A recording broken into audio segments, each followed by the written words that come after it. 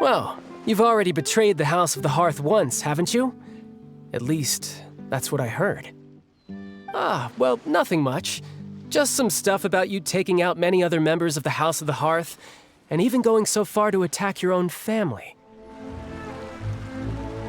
Lenny, how did everything go? Well, long story short, we ran into a small issue. Clervie can't go into the sunlight. Everything was fine at first. She followed me up to the surface just like I told her.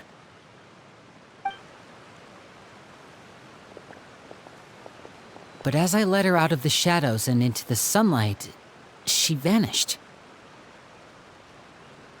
I turned around and there she was, standing at the edge of the shadows, silently watching me.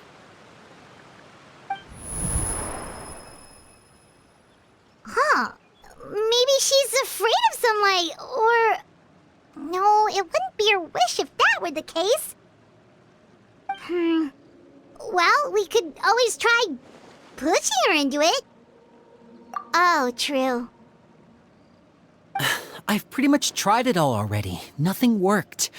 Eventually, the sun went down, so all I could do was bring her back here. How did it go with you, Lynette? Good. I've got the list.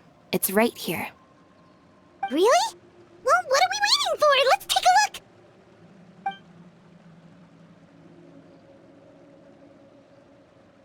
Oh, that's a lot of pages.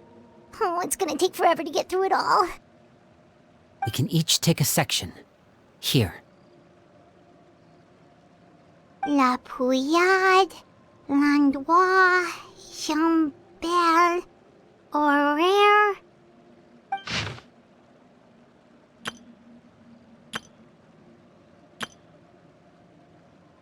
Oh, yikes. That horaire guy has a huge scar on his face. He's kinda giving Paimon the creeps. Ah, I've met him before. The scar is from an injury he received during a mission. I still remember him joking with me about it. He said any future lover would take one look at him and then lose all interest. Did he say anything else? Well, I asked if there was someone he was interested in. He said no, and that's where our conversation ended. It was only later that I learned he really did have someone he liked. He risked everything to escape so he could be with her, but it didn't work. One day, Father asked to see him, and, well, I never saw him again after that. Wait, so that means the knave, she... It may seem cruel, but it's just one of the rules of the house. Betrayal is not to be taken lightly. We know too many secrets to come and go as we please. So, if you do try to leave, you pay with your life.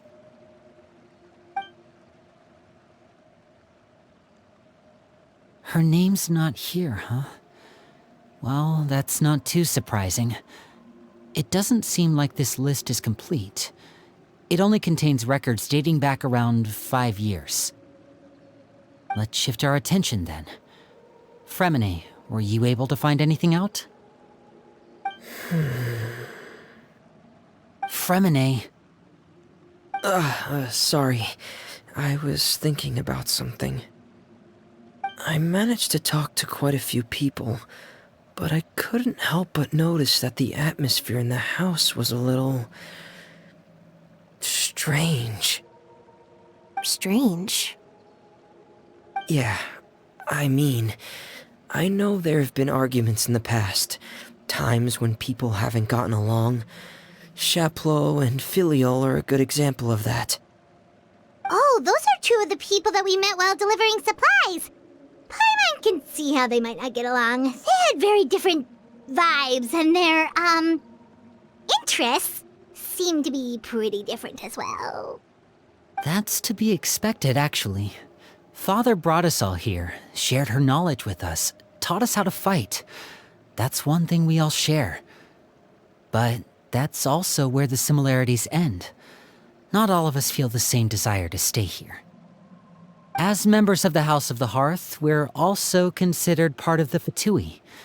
And to a lot of people, that's an identity they never asked for. Certain members get older and realize they want something else for themselves. But considering the rules of the house, most people would never say that out loud. People like Chaplot and Foltz are loyal to Father and her vision. They're proud to be part of the Fatui. Filial and Nantoy, on the other hand, well, they aren't quite as enthusiastic. These kinds of conflicts have always been there. It's not like Father is in the dark about any of this. Well, that's true. But it just feels like things have gotten worse lately. Filial and the others, it seemed like they were meeting in secret to talk about something. I can't say for sure, but I think they've met Clervie. You think she's been inciting them to act out? No, not exactly. But I wouldn't be surprised if she said something to them about the darkness in the house and how deep it runs. She's told me about it before. Experiments being run on children. People being used as pawns on the battlefield without so much as the strength to survive. And they just believed all that? Without any evidence? Clervie's words probably gave them the excuse they were looking for. Whether they actually believe them to be true is secondary. This is all because of Project Stuja, isn't it?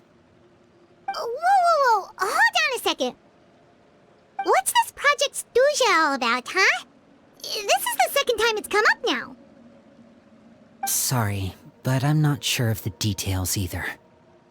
I only know what Father has told us, which is that it's something the Rooster and Regrator have been working on together. Apparently, it has to do with the Fatui's strategic plan for the future.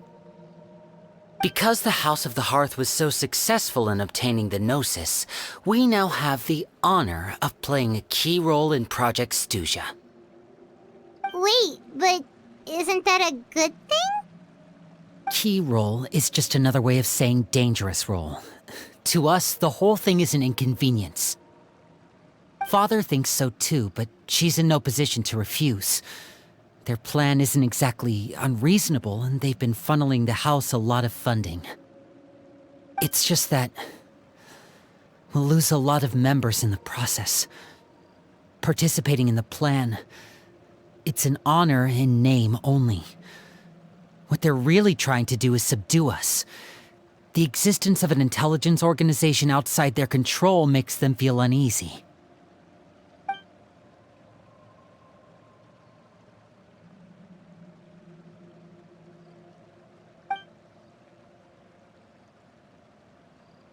Okay, super complicated top secret Fatui business aside, what does all of this have to do with the conflicts you were talking about earlier? Paimon doesn't get the connection. External pressure has a way of exacerbating internal strife. You can't overlook the power of fear either. People are afraid of dying, and that fear is often the impetus for a lot of stupid decisions. I thought resolving the Clervie situation would make everything go back to normal. But it looks like things are more complicated than I thought. If we leave Filial and the others to their own devices, sooner or later, Father will be forced to take action. We can only focus on one situation at a time, brother. You're right. Even if we confront Filial and the others, it won't do any good. It might even make matters worse. We should focus on Clervie for now. Well, it's getting late. We should head back and get some rest. We'll try again first thing tomorrow. Lynette, you stick with me this time. Fremine, keep a close eye on Filial and the others. Make sure they don't do anything they'll regret. Good work today, everyone. Have a good night, and I'll see you tomorrow. Oh, I'm always looking forward to an early night, but she can't sleep at all. Hey, you don't think the knave will be too angry with Linny and everyone if she finds out about all this, do you? She's even scary when she smiles. if she were to actually get angry... Ooh, you have to protect Paimon if that happens, okay, Traveler? Oh, well, in that case, we should just plan on running away. We'll grab Linny and the others and we can make a break for it as fast as we can. Look! Look over there! Quick! Let's catch up with her before anyone sees!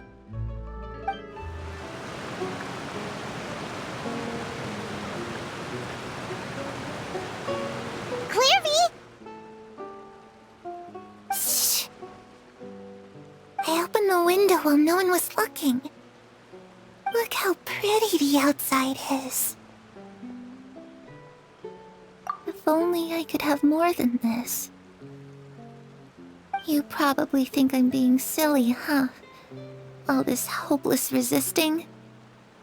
It's better to dream of what I could have than try to make it a reality, right?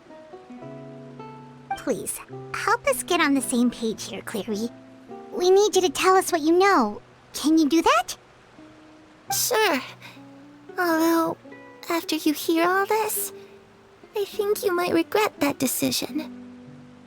Everyone in this family is nothing more than a tool, something to be used and exploited. We're all expendable, including me. As long as you're useful, you get to stick around. Lose your value, and you're handed over to the doctor, experimented on, and given a fate worse than death. I've seen it happen again and again, and I've had enough. You're saying the knave did all that? It's just, that doesn't seem like something she would do.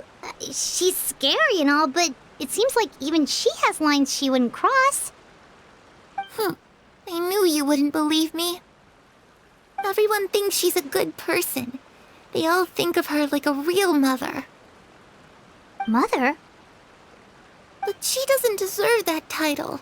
She's disgraced it and tarnished it. And if I had things my way, I'd never see her again. If only Perrie were here, she'd understand. Perrie.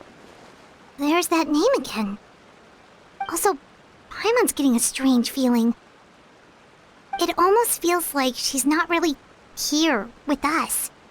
Paimon can't tell if she's actually talking to us or if she's mistaken us for someone else. Well, in any case, it seems like she really needs someone to talk to. We should keep her company for a little longer. She looks so young, but it seems like she's been through a lot. It's getting windy. I should close the window. Ooh, look at the moon. Isn't it pretty? Hey, wanna hear a secret? I heard that if you look up at the night sky in Snezhnaya, you can see the aurora. It's supposed to be super pretty. Even prettier than the moon tonight. Perrie and I promised each other that once we're older, we're gonna go see it together. But I can't find her. I'm worried she's also been... No, that wouldn't happen to her. She's special. Mother likes her a lot.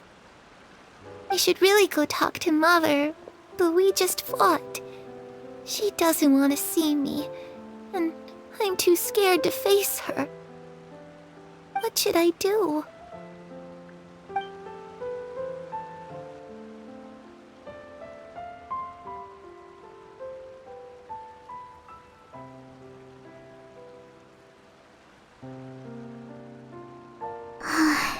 Paimon really doesn't understand what's going on with her. Well, let's head back. We've got an early morning tomorrow.